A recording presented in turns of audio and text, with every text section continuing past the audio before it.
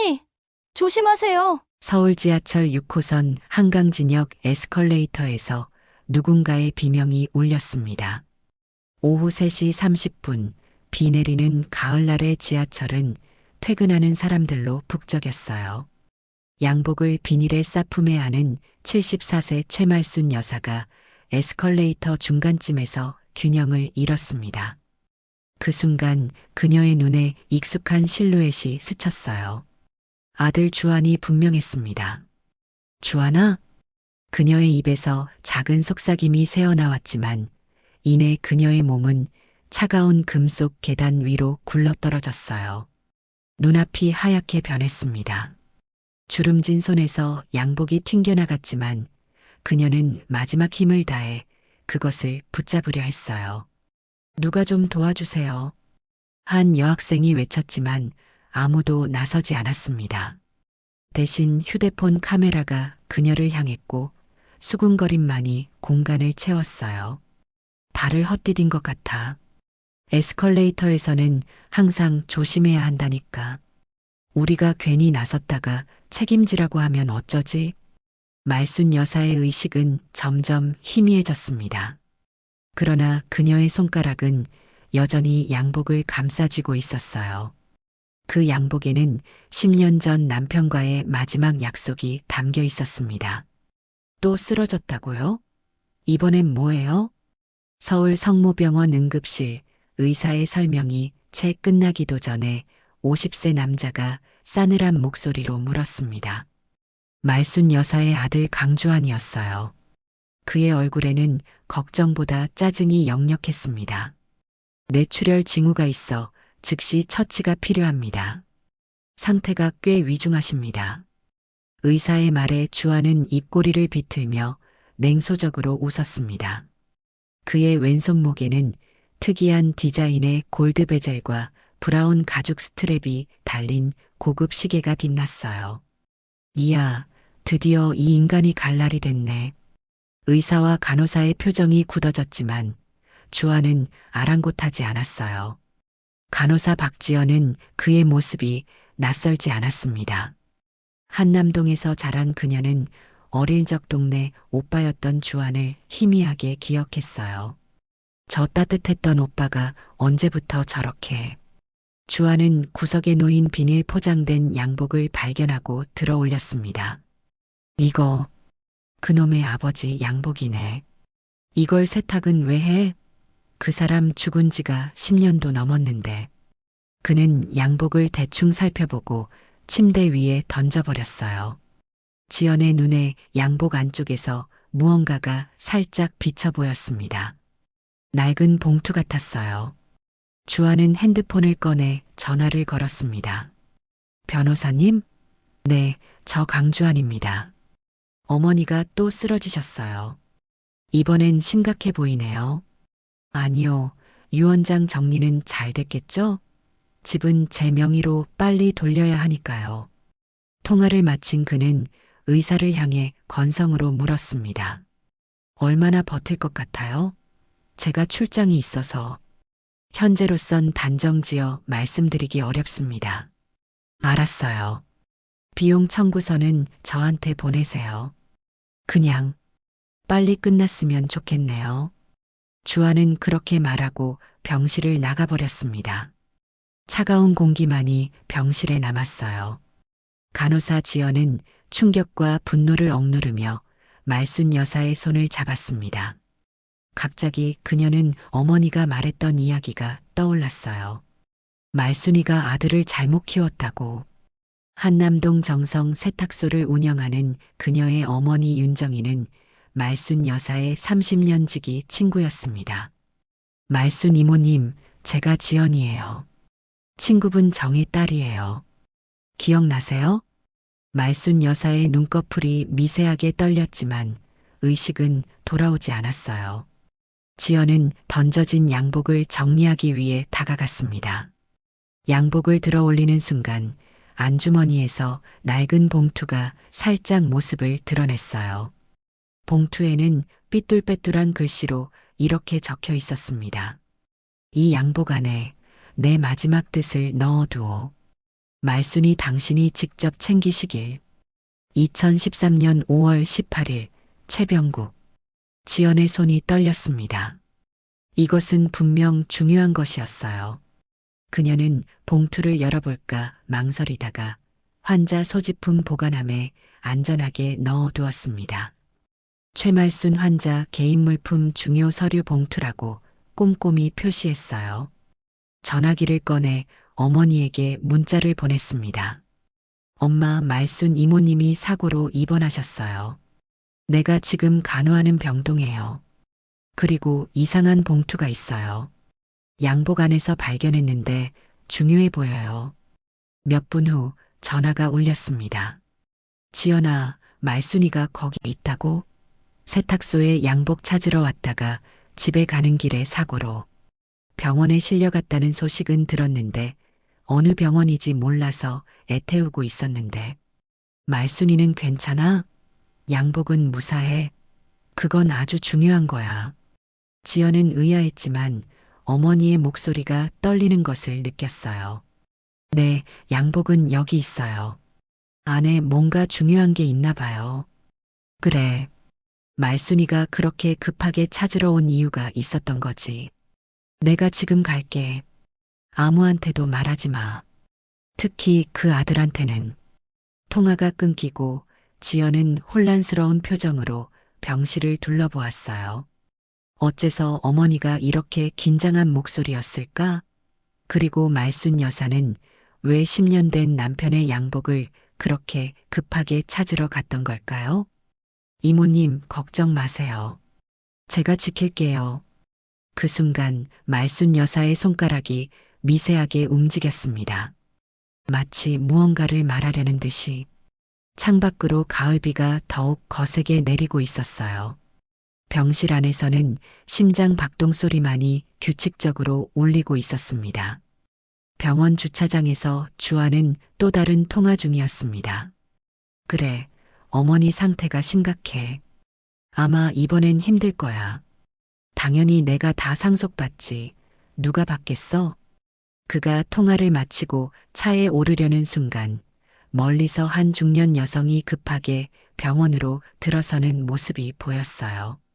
비에 젖은 머리카락을 한 손으로 정리하며 뛰어오는 그 여성을 보자 주안의 표정이 변했습니다. 정희 아줌마. 그는 망설이다가 그녀를 따라 병원 로비로 향했습니다. 오랜 세탁소 주인이자 어머니의 친구. 그녀가 병원에 온 이유가 궁금했어요. 특히 그 양복을 맡겼던 세탁소 주인이었으니까. 로비에서 윤정이는 안내 데스크에서 중환자실 방향을 물었습니다. 그녀의 눈에는 걱정과 긴장이 가득했어요. 주아는 그녀를 불러 세웠습니다. 정희 아줌마 어머니 보러 오셨어요? 정희는 놀란 표정으로 돌아보았습니다. 그녀의 눈에 잠시 당혹감이 스쳤지만 이내 담담한 표정으로 바뀌었어요. 아, 주안이.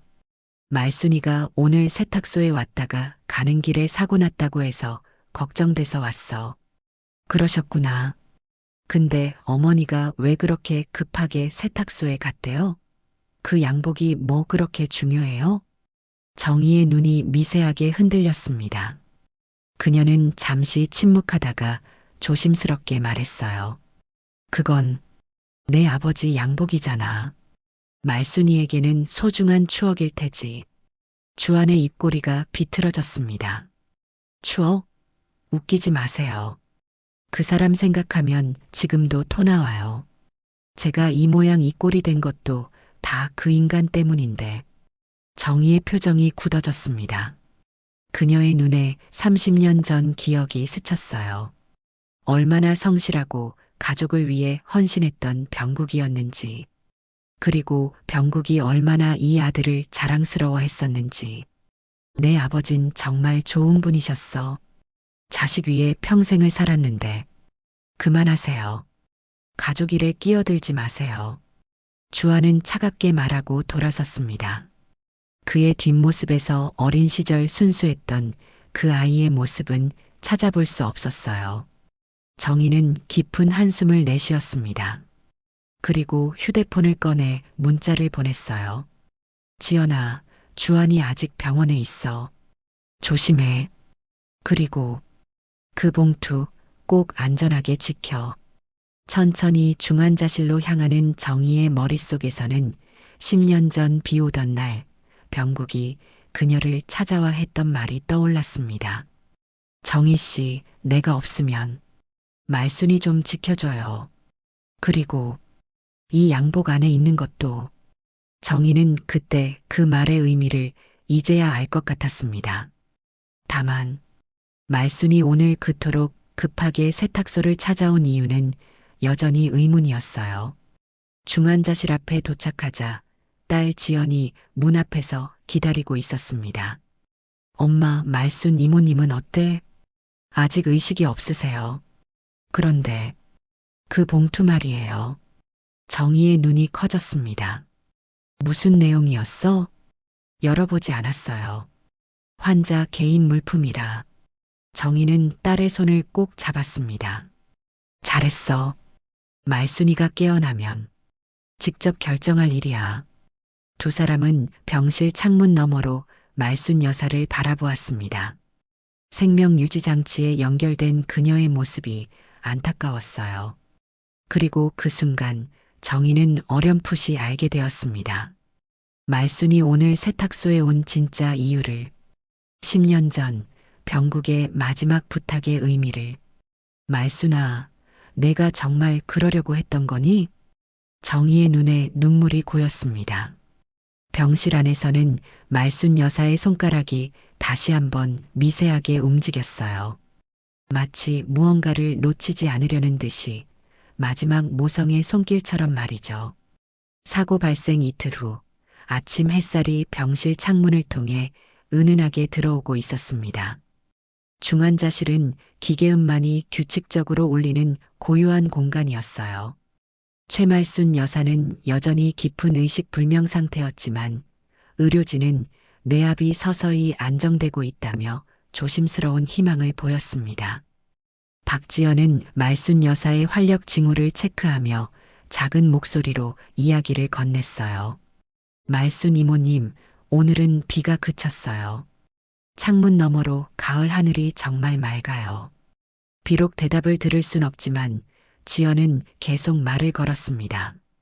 그녀에게 말순 여사는 낯선 환자가 아니었어요. 어린 시절 명절마다 정희 어머니와 함께 방문했던 한남동 집에서 늘 따뜻하게 맞아주셨던 그 모습이 선명했습니다. 그때 저한테 늘 호두과자를 주셨죠? 우리 지연이는 엄마 닮아서 착하기까지 하다면서요. 지연의 눈에 미소가 번졌어요. 문이 열리고 김태우 의사가 들어왔습니다. 고령이신데도 강하게 버텨주고 계시네요. 무의식 중에도 뭔가를 붙잡으려는 의지가 느껴져요. 이런 경우 보통 환자에게 중요한 일이 남아있을 때 그런 모습을 보이시곤 합니다. 지연은 저도 모르게 환자 소지품 보관함을 바라보았어요. 그곳에는 그 낡은 봉투가 고이 보관되어 있었습니다. 아드님 연락은 더 왔나요? 아니요. 그날 이후로 소식이 없어요. 김 의사의 표정이 안타까워졌습니다. 요즘 세상이 참, 부모님이 아프셔도 찾아오지 않는 자식들이 많아요. 오후 3시 면회 시간이 시작되었습니다. 윤정이는 조심스럽게 중환자실에 들어섰어요. 그녀의 눈에는 근심과 슬픔이 가득했습니다. 말순아. 정희는 말순의 손을 잡았습니다. 주름지고 가느다란 손이었지만 그 안에는 60년 우정의 따스함이 담겨 있었어요. 내가 없었으면 난 진작에 세탁소 문 닫았을 거야. 정희는 그들이 함께했던 수많은 기억들, 아이들 키우며 서로 도왔던 시간들을 떠올렸습니다. 그리고 작은 소리로 덧붙였어요. 내가 세탁소에 온 진짜 이유. 내가 알 것 같아. 그 봉투를 없애려고 한 거지. 말순의 손가락이 미세하게 떨리는 것이 느껴졌지만 병실은 여전히 정적 속에 잠겨 있었습니다. 내가 그렇게 아들을 위해 희생하는데 주한이는 그것도 모르고 말을 잇지 못하고 정희는 고개를 떨구었습니다. 세탁소를 운영하며 30년간 봐온 주한의 변화를 그녀는 너무나 잘 알고 있었어요. 엄마, 양복 안에 있던 봉투. 그게 뭐예요? 정희는 주변을 살피더니 목소리를 낮추었습니다. 그건 아마 병국 씨의 유언일 거야. 10년 전 돌아가시기 전에 남기신 거지. 지연의 눈이 커졌습니다. 그럼 왜 말순 이모님이 그걸 급히 찾으러 오신 거예요? 정희는 깊은 한숨을 내쉬었습니다. 아마도 그 유언장을 없애려고 했던 것 같아. 주한이를 위해서. 지연은 이해가 가지 않았습니다. 하지만 어머니의 눈에 담긴 깊은 슬픔을 보며 그 안에 무거운 비밀이 있음을 직감했어요. 세탁소에 맡겨둔 양복을 찾으러 오셨다면서요? 그날따라 급하게요. 정희는 고개를 끄덕였습니다. 그래, 양복 드라이 맡기면서 속주머니 확인을 미처 못했나 봐. 봉투가 양복에 있다고 내가 잘 보관했다가 옷 찾으러 오면 준다 했는데도 바로 내가 지금 당장 갈게라면서 서두르더라고. 정희의 눈에 회상의 빛이 어렸습니다. 그 양복은 병국 씨가 생전에 가장 아끼던 정장이었어. 돌아가시기 전에 말순이에게 이 양복은 특별히 보관해 두렴이라고 했대. 그런데 10년 동안 한 번도 세탁하지 않고 장롱에 고이 모셔두었다가 갑자기 세탁하러 가져온 게 의아했어. 그래서 봉투를 양복 안주머니에서 찾으신 거예요? 응. 엄마는 세탁하기 전에 모든 손님의 옷주머니를 항상 확인하거든. 거기서 그 봉투가 나왔지. 지연은 깊은 생각에 잠겼습니다. 엄마, 봉투 내용을 아세요? 정희는 고개를 저었습니다. 모르지.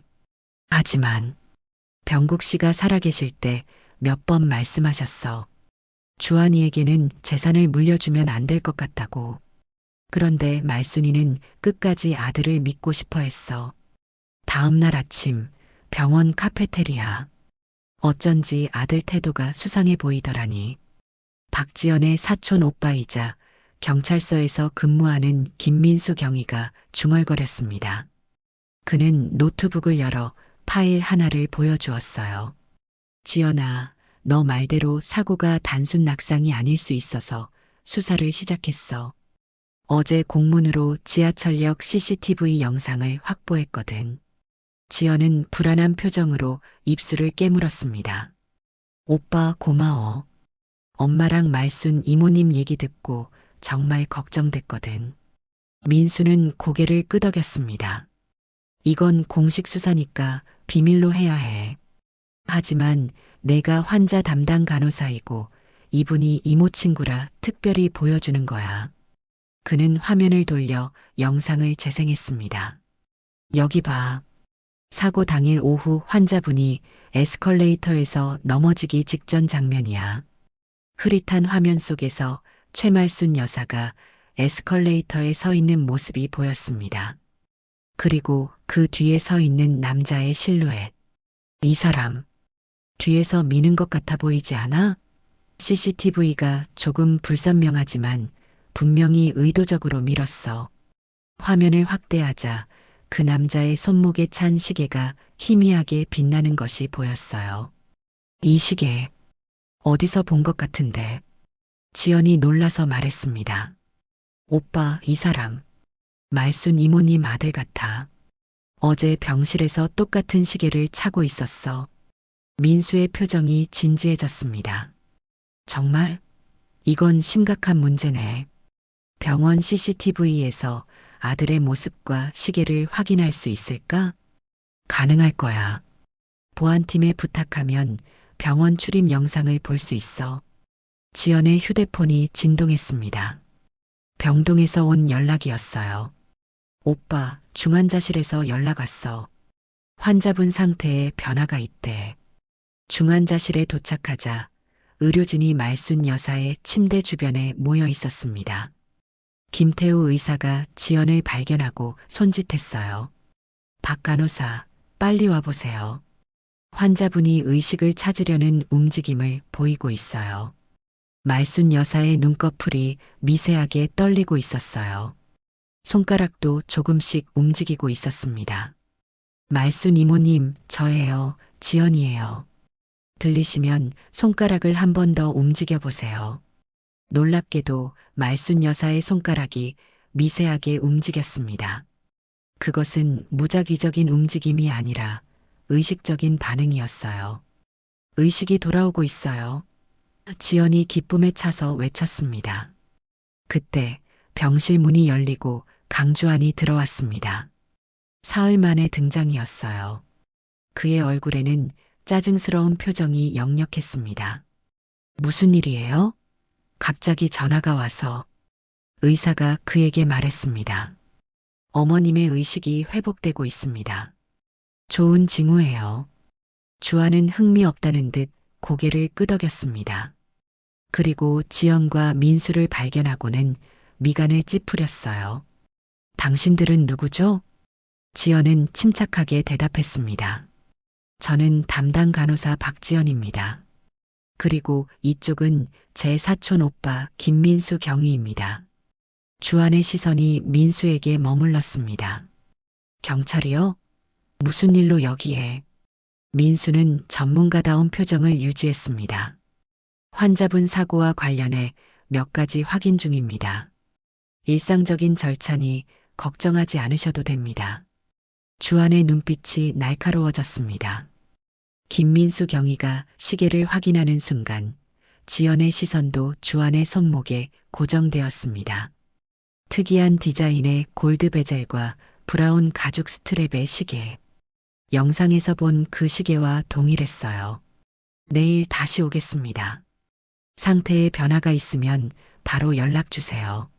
주안이 말하는 동안 갑자기 말순 여사의 심장 박동이 빨라졌습니다. 모니터에서 경고음이 울렸어요. 마치 아들의 존재를 감지하고 불안해하는 것 같았습니다. 주안은 그 혼란 속에서 조용히 병실을 나갔어요. 지연은 말순 여사의 손을 잡고 있었습니다. 그녀의 맥박이 빨라졌다가 주안이 나가자 다시 안정되는 것을 느꼈어요. 이모님, 무슨 일이 있었던 거죠? 병원 주차장, 강주환은 전화 통화 중이었습니다. 네, 변호사님. 어머니 의식이 돌아온대요. 내일이나 모레쯤. 혹시 어머니가 새 유언장을 작성하거나 하면 그거 법적으로 효력이 있나요? 그는 잠시 상대방의 말을 들었습니다. 그럼 기존 유언장이 없다면 법적 상속자인 제가 당연히 모든 재산을 상속받는 거죠. 아, 어머니가 새로 유언장을 작성하면 그게 우선한다고요? 주안의 얼굴이 어두워졌습니다. 알겠습니다. 어쨌든 빨리 진행해 주세요. 한남동 집은 최대한 빨리 매각하고 싶습니다. 통화를 마친 그는 깊은 생각에 잠겼습니다. 그리고 다시 전화를 걸었어요. 아니, 증거는 없어. 그냥 불안해서. 그런데 병원에 경찰이 와 있었어. 뭔가 알고 있는 것 같아. 계획대로 진행할게. 백미러에 비친 자신의 얼굴을 바라보며 그는 새로운 결심을 하는 듯 했어요. 병원 건물을 바라보는 그의 눈빛이 차갑게 빛났습니다. 이제 와서 날 막을 순 없어. 어머니. 말순 여사의 의식은 깊은 어둠 속에 가라앉아 있었지만 그 아래에서는 기억이 물결처럼 일렁이고 있었습니다. 모니터에 나타나는 뇌파가 조금씩 활발해지는 동안 그녀는 과거의 시간 속을 떠돌고 있었어요. 2013년 5월 한남동 빌라. 당신 정말 그렇게 할 거예요? 말순 여사는 거실 소파에 앉아 있는 남편 최병국을 불안한 눈빛으로 바라보았습니다. 그의 앞에는 펼쳐진 서류 한 장이 놓여 있었어요. 병국은 깊은 한숨을 내쉬었습니다.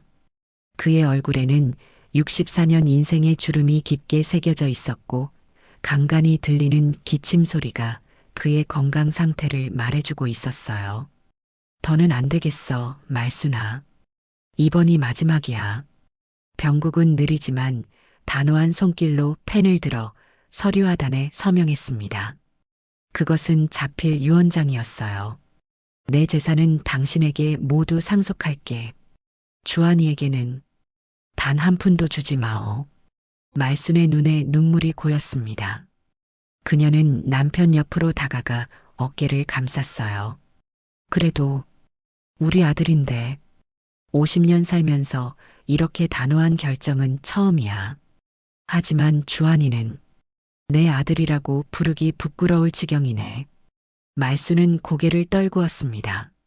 불과 한 달 전 주한이 아버지에게 또다시 거액의 돈을 요구하며 소리 지르던 모습이 선명했어요. 사업 실패로 빚더미에 앉았다면서도 외제차를 타고 명품을 두르는 아들. 수년째 이어진 배신과 상처의 연속이었습니다. 사업이 어렵다고 했잖아요. 한 번만 더. 이미 10번도 넘게 기회를 줬잖아요. 내 평생 모은 돈의 절반이 그 아이 때문에 날아갔어. 더 이상은 안 되겠어.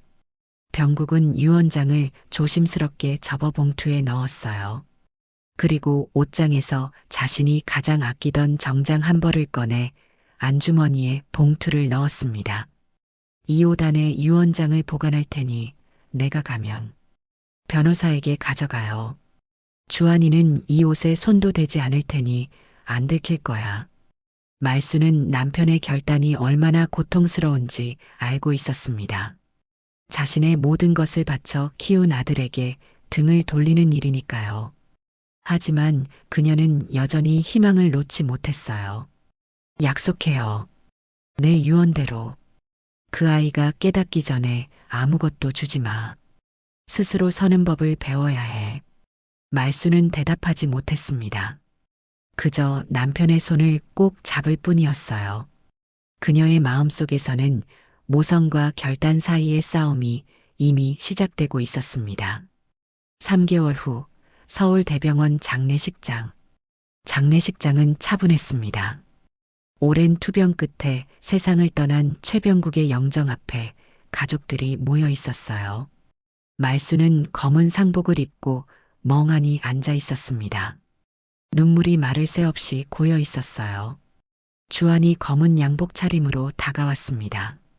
50대의 그는 피로에 지친 얼굴이었지만 눈빛에는 슬픔보다 다른 감정이 더 깊었어요.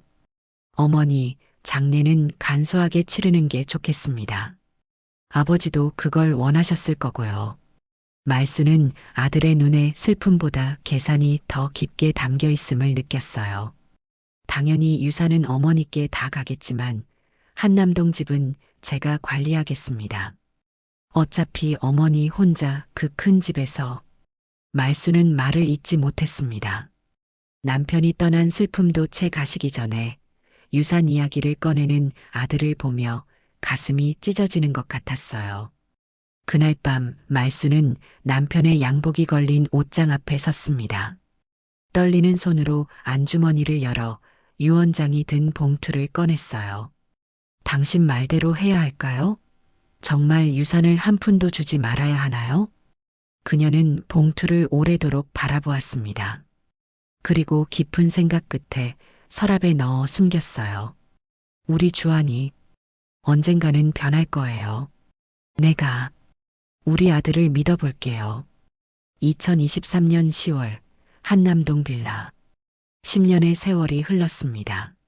말수는 거실에 앉아 텔레비전을 보고 있었어요. 뉴스에서는 대형 부동산 사기 사건이 보도되고 있었습니다. 갑자기 전화벨이 울렸어요. 어머니, 저예요. 그 땅 투자건 때문에 좀 급해서요. 또다시 주한의 목소리였습니다. 10년 동안 변한 것은 아무것도 없었어요. 여전히 돈이 필요할 때만 전화하는 아들. 말수는 깊은 한숨을 내쉬었어요. 주한아, 엄마가 이제 늙었어. 그냥 이대로 조용히 살고 싶구나. 어머니, 이런 기회 놓치면 안 돼요. 제 사업이 이번엔 정말 성공 직전이에요.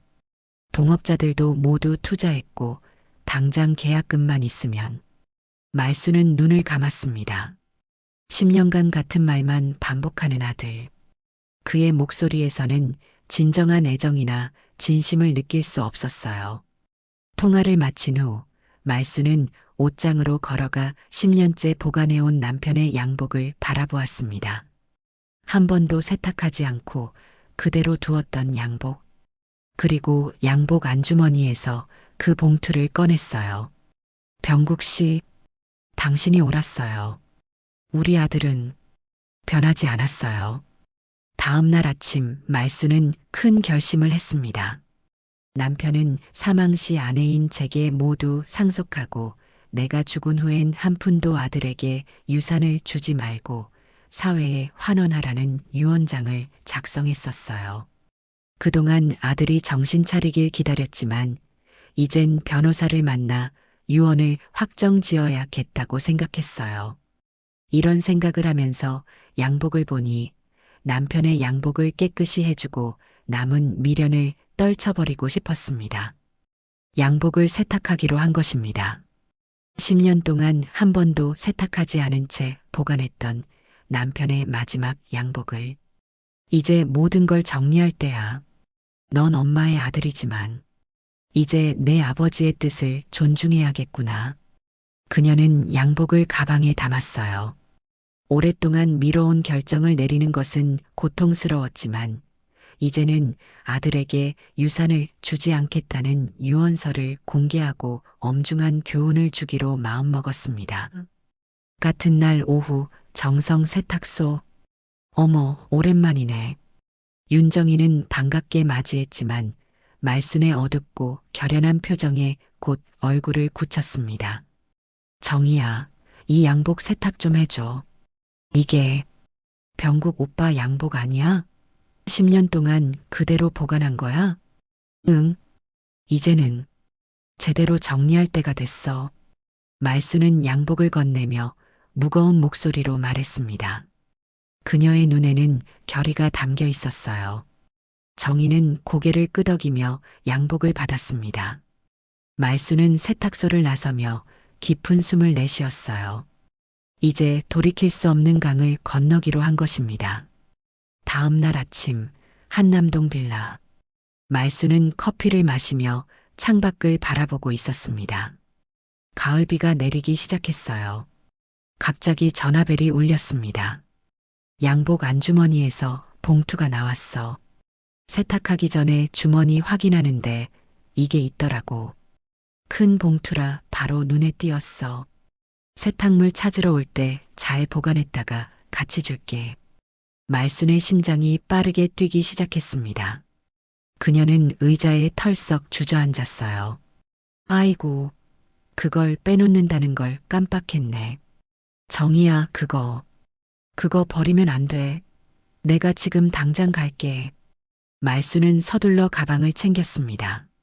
갑자기 결심이 바뀌었어요. 아니, 사실 그녀는 전날 밤 내내 고민했습니다. 양복 안에 유언장을 계속 보관해서 아들에게 유산을 주지 않는 가혹한 교훈을 주어야 할지, 아니면 마지막으로 한 번 더 용서하고 유언장을 파기해야 할지 말이죠. 그리고 아침이 되어 결심했던 겁니다. 모든 걸 없애고 아들에게 마지막 기회를 주기로. 지금 당장 유언장을 없애야 할 것 같았습니다. 주하나, 엄마가 마지막으로 한 번만 더 너에게 기회를 주고 싶어? 하나뿐인 아들에게 유산을 안 주면 누구에게 주겠니? 양복을 찾아 한강진역에 도착한 말수는 에스컬레이터에 올랐습니다. 팔에는 세탁소에서 막 찾아온 비닐에 쌓인 남편의 양복을 소중히 안고 있었어요. 여전히 안주머니에는 유언장이 든 봉투가 들어 있었습니다.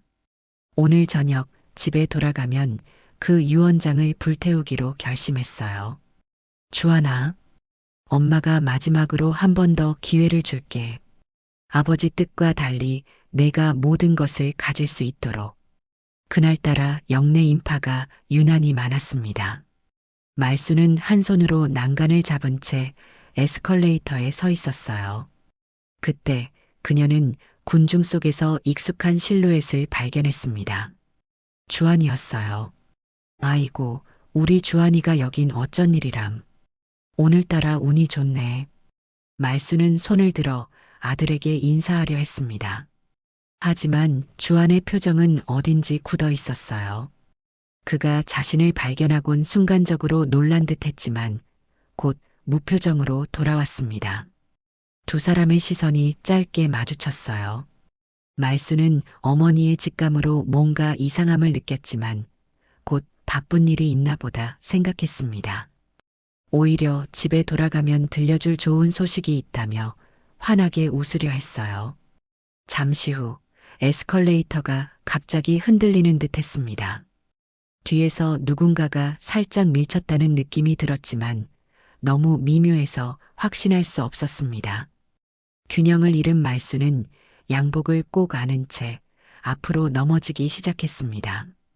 그녀는 비명도 지르지 못한 채 에스컬레이터 계단 위로 구르듯 떨어졌어요.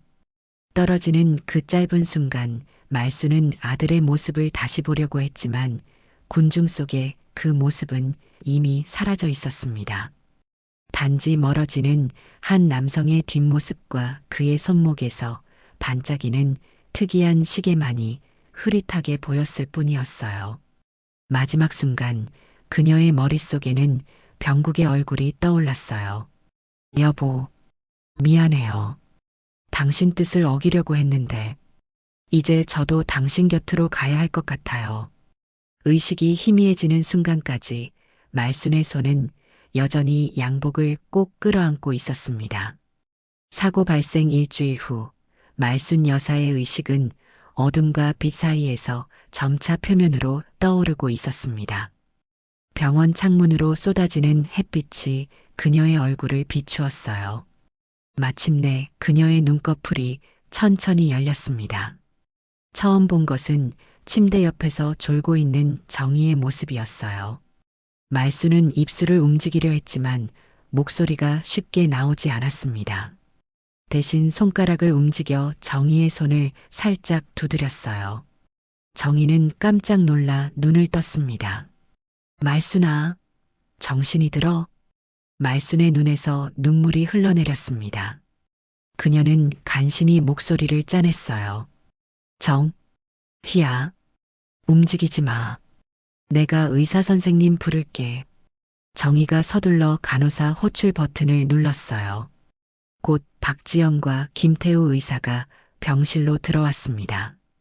최 여사님, 의식이 돌아오셨군요. 의사가 기쁜 표정으로 말했습니다. 말수는 천천히 고개를 끄덕였어요. 의사가 그녀의 상태를 점검하는 동안 말순의 눈은 계속해서 정희를 향해 있었습니다. 마치 무언가 중요한 말을 하고 싶어 하는 것 같았어요. 검사가 끝나고 의사와 간호사들이 나간 후 정희는 말순 곁으로 다가갔습니다. 말하고 싶은 거 있지? 무리하지 마. 말순은 힘겹게 손을 들어 정희의 팔을 잡았습니다. 그녀의 눈에는 절박함이 담겨 있었어요. 봉, 투, 정희의 눈이 커졌습니다. 알아, 지연이가 안전하게 보관하고 있어.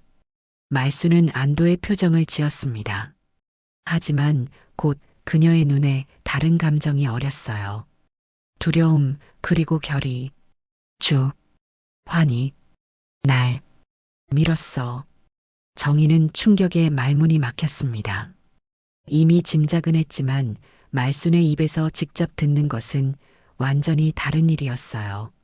말순아, 내가 유언장을 불태우려고 했는데 말순의 목소리는 떨렸지만 점점 또렷해졌습니다.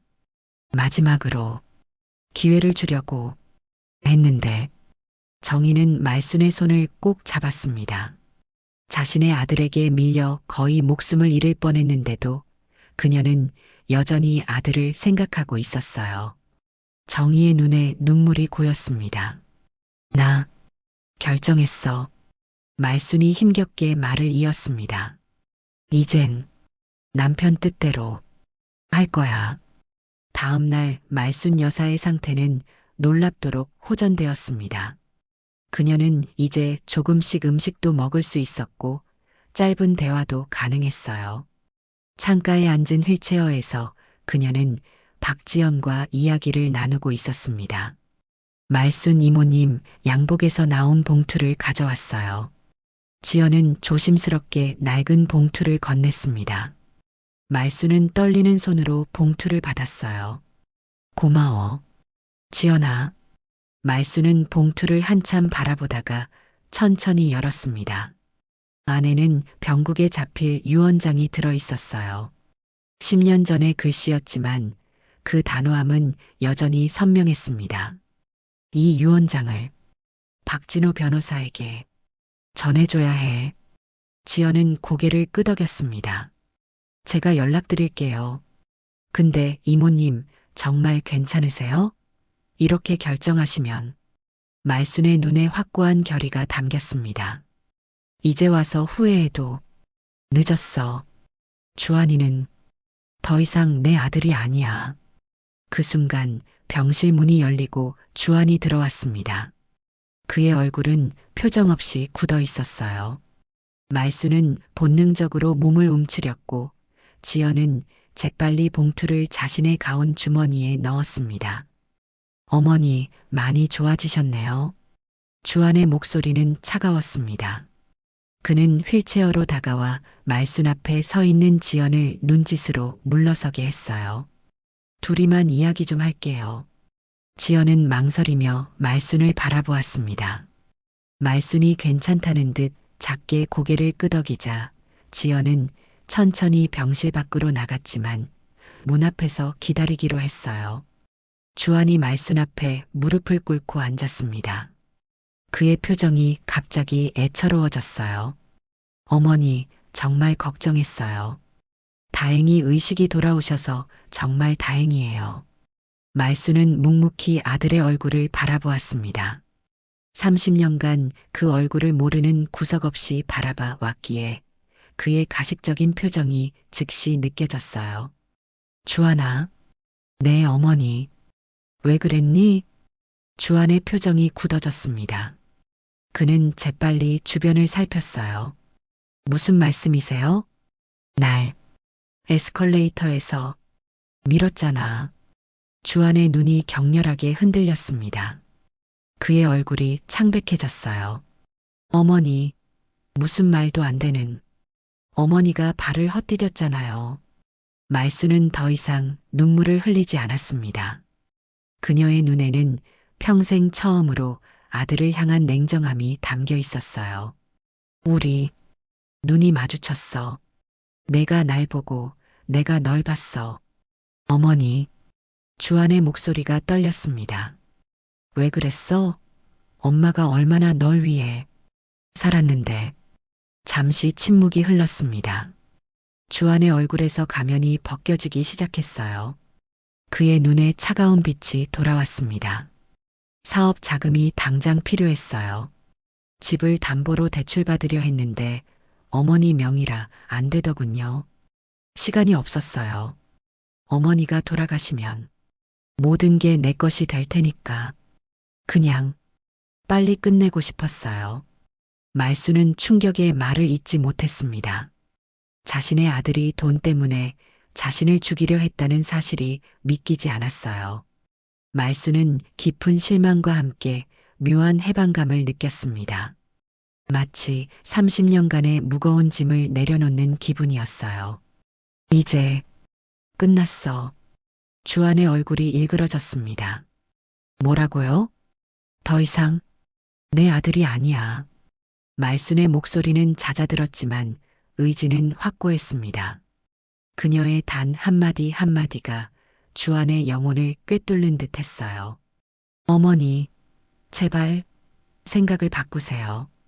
전 어머니의 아들이잖아요. 내가 죽기를 바랐잖아. 말순이 끊었습니다. 내가 죽어야 내가 모든 걸 가질 수 있으니까. 주한은 입을 다물었습니다.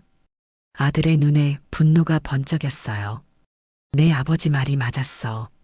너에게는 단 한 푼도 주지 말아야 했어.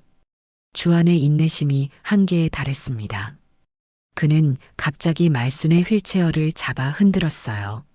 말순은 두려워하지 않았습니다. 평생 처음으로 그녀는 아들 앞에서 단호했어요. 이제 늦었어. 내 아버지 유언대로 할 거야. 주안의 손이 올라갔습니다. 그 순간 병실 문이 열리고 여러 사람이 동시에 들어왔어요. 박지연, 윤정희, 그리고 김민수 경위와 병원 보안 요원들이었습니다. 강주한 씨, 병실에서 나가주세요. 민수 경위가 단호하게 말했습니다. 주안은 충격에 뒤로 물러섰습니다. 그의 얼굴에 공포가 서렸어요. 이게 무슨 환자를 위협하는 행위를 목격했습니다. 그리고 CCTV 분석 결과 사고 당시 현장에서 의도적으로 피해자를 미는 장면이 확인되었습니다. 주안의 얼굴이 창백해졌습니다. 그는 문 쪽으로 후퇴하려 했지만 보안 요원들이 그의 길을 막았어요. 이건 오해예요. 어머니 말해주세요. 말수는 고개를 돌려 창밖을 바라보았습니다. 그녀의 눈에 맺힌 눈물은 더 이상 아들을 위한 것이 아니었어요. 그것은 자신을 위한 해방의 눈물이었습니다. 강주한 씨, 경찰서로 가서 조사를 받으셔야 합니다. CCTV 영상과 목격자 진술을 확보했습니다. 협조해 주시기 바랍니다. 민수 경위가 주안에게 다가갔습니다. 주안은 절망적인 눈빛으로 말순을 바라보았습니다. 어머니, 정말 이러실 거예요? 저는 당신 아들이에요. 말순은 천천히 고개를 돌려 주안을 직시했습니다. 그녀의 눈에는 74년 인생의 모든 슬픔과 결의가 담겨 있었어요. 엄마란 이름이 때론 무거운 족쇄가 되기도 하지. 이제 그 족쇄에서 벗어날 때가 왔구나. 주안은 보안 요원들에게 이끌려 병실 밖으로 나갔습니다. 복도에서도 그의 외침이 들렸어요. 어머니, 제발. 병실 안에는 깊은 침묵이 내려앉았습니다. 정희가 다가와 말순의 어깨를 감쌌어요. 정말 괜찮아? 말순은 천천히 고개를 끄덕였습니다. 그녀의 눈에는 평화로운 빛이 서서히 돌아오고 있었어요. 이제 정말 자유로워진 것 같아. 지연이 조심스럽게 봉투를 꺼냈습니다. 이모님, 이제 어떻게 할까요? 말수는 깊은 숨을 내쉬었습니다. 박진호 변호사에게 연락해줘. 이제 모든 걸 남편의 뜻대로 할 거니까. 창밖으로 가을 햇살이 밝게 빛나고 있었습니다. 말순 여사의 삶에 드디어 새로운 계절이 시작되고 있었어요. 3개월 후, 가을의 마지막 잎이 떨어지는 오후 말순 여사는 신문을 들여다보고 있었습니다. 첫 페이지에는 큰 글씨로 쓰여 있었어요. 존속상해 미수 혐의 강모 씨, 징역 2년 실형 선고. 말순은 깊은 한숨을 내쉬었어요. 가슴이 아팠지만 이상하게도 후련하기도 했습니다. 아들 소식 봤어? 정희가 차를 들고 들어왔습니다. 말순은 고개를 끄덕였습니다. 내 가슴이 이렇게 후련한 걸 보면 내가 정말 나쁜 어머니인가 봐. 정희는 친구의 손을 꼭 잡았습니다. 아니야. 넌 그저 진실을 마주한 거야. 자기 어머니를 밀어 죽이려 했던 아들. 내가 그런 일에 침묵했다면 그게 더 이상한 거지. 말순의 눈가에 옅은 미소가 스쳤습니다. 병국 씨가 맞았어. 아들에게 해준 내 사랑은 독이었어. 정희는 창 밖을 바라보며 말했습니다. 오늘 편지 왔다며? 정희가 찻잔을 들고 말순 옆에 앉았습니다. 말순은 고개를 끄덕이며 봉투를 꺼냈어요. 소년소녀가장 희망의 집에서 온 감사 편지였습니다. 한남동 집을 기증한 이후 첫 편지였어요. 아이들이 잘 지내고 있대. 벌써 5명의 아이들이 그곳에서 살고 있다는구나. 정희는 미소 지었습니다.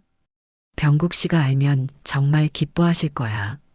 말순의 눈에 옅은 미소가 번졌습니다. 그녀의 얼굴에서 지난 반년 동안 깊은 주름들이 많이 펴진 것 같았어요. 두 사람은 잠시 차를 마시며 침묵을 지켰습니다. 그때 전화벨이 울렸어요. 지연이었습니다. 이모님, 좋은 소식이에요. 태국 여행 티켓 예약했어요. 다음 달 15일 출발이에요. 말순의 얼굴에 환한 미소가 번졌습니다. 고마워, 지연아. 정말 기대된다. 전화를 끊고 말순은 창밖을 바라보았습니다. 그녀의 눈빛은 오랜만에 생기가 돌았어요. 한 번도 해외여행을 못했는데 이제야 갈 수 있게 되다니. 정희는 미소 지었습니다. 인생은 참 묘한 것 같아. 상처에서 자유를 얻고 그 자유에서 새 삶이 시작되는 거야. 말수는 소파 옆에 놓인 가방에서 작은 수첩을 꺼냈습니다. 그녀가 쓰기 시작한 여행 계획이었어요. 내가 74년 동안 살면서 깨달은 건 자유란 모든 것을 내려놓을 때 비로소 찾아온다는 거야. 말순의 얼굴에서는 그 어느 때보다 깊은 평화가 느껴졌습니다. 아들은 감옥에 갔지만 오히려 그녀는 평생의 감옥에서 풀려난 기분이었어요. 사람은 결국 자신이 뿌린 씨앗대로 거두게 되는 것 같아. 말순 여사의 마지막 말은 그녀가 평생 배운 가장 소중한 교훈이었습니다. 겨울이 오고 봄이 오면 그녀는 처음으로 자신만의 정원에 꽃을 심을 계획이었어요. 이제 자신만을 위한 꽃을. 오늘 이야기가 마음에 드셨다면 좋아요와 구독, 알람 설정 잊지 마세요. 여러분의 따뜻한 댓글 하나가 정말 큰 힘이 됩니다.